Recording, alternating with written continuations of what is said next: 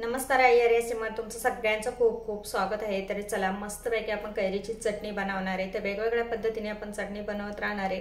तर व्हिडिओ नक्की बघत राहा। तर चला काय काय साहित्य घ्यायचं ते बघूया आणि व्हिडिओला सुरुवात करूया। चला तर चटणी बनवायची तर सर्व तयारी करून घेतली आपण। तर बघू शकता तर अशा पद्धतीने आपण कैरी पाहिली का तोंडाला पाणी सुटतं। तर चला चटणीची तयारी करून घेऊ। तर इथं मस्तपैकी इथं छोटे छोटे काप करून घेतले कैरीचे, थोडीशी कोथिंबीर घेतली, लाल तिखट घेतले 2 प्रकारचे आपण। तर बघू शकता मोहरी, जिरे आणि थोडीशी हळद, मीठ चवीनुसार, हिंग, साखर। तर चला एवढेच साहित्य आपण रेडी करून घेतलं। लगेचच आपण ही कैरी छोटे छोटे काप करून घेतले, ते मिक्सरच्या भांड्यामध्ये घालायचे। तुम्ही खलबत्त्यात करत असले तर अति उत्तम, खूपच छान लागते खलबत्त्यातली पाट्यावरची चटणी। तर मी इथं मिक्सरमध्ये करणार आहे। तर कोथिंबीर आणि इथं आपण कैरी 2 ते 3 कैऱ्या घेतल्या छोट्या आकाराच्या आणि त्या सुद्धा कट करून बारीक घेतल्या। तुम्ही साली काढून सुद्धा घेऊ शकता। तर मी त्या साली वगैरे काही काढल्या नाही। ते तर साखर 1.5 चमचा आपण पोहे खाचे घालून घेतले। लगेचच आपण 1.5 चमचा ही जास्त तिखटवाली मिरची आहे ती घालणार आहे।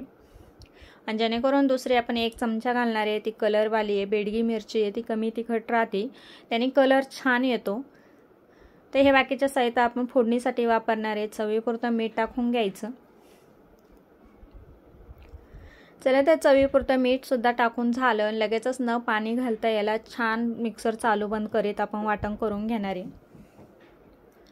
चला तर मस्तपैकी आपलं वाटण करून झालं। मिक्सर चालू बंद करून अजिबात पाण्याचा वापर करायचा नाही, त्याच्यामुळे छानपैकी 8 दिवस आपली चटणी ही मस्त टिकल्या जाते आणि खूप सुंदर सुद्धा लागते। तर चला मस्त बारीक करून झालं। तर आपल्याला आता तडका करायचा आहे, तडका द्यायचा आहे। तर बाउलमध्ये आपण आता हे काढून घेऊ चटणी।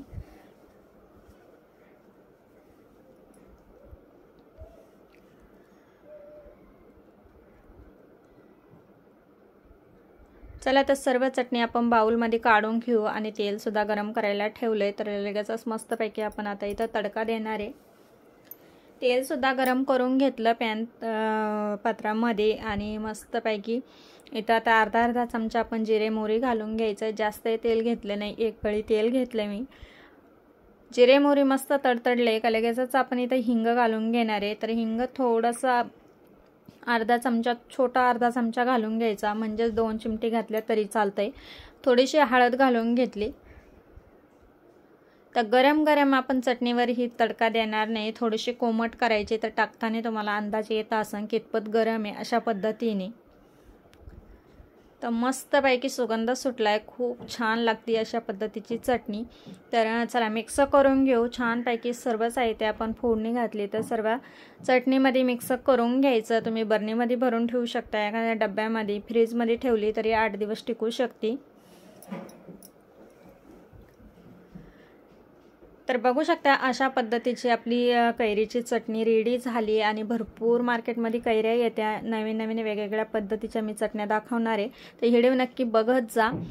तर चला अशा पद्धतीने नक्की बनवून बघा, लाईक करा, शेअर करा, चॅनलवर नवीन असेल तर सबस्क्राईब करा। व्हिडिओ पाहिल्याबद्दल धन्यवाद।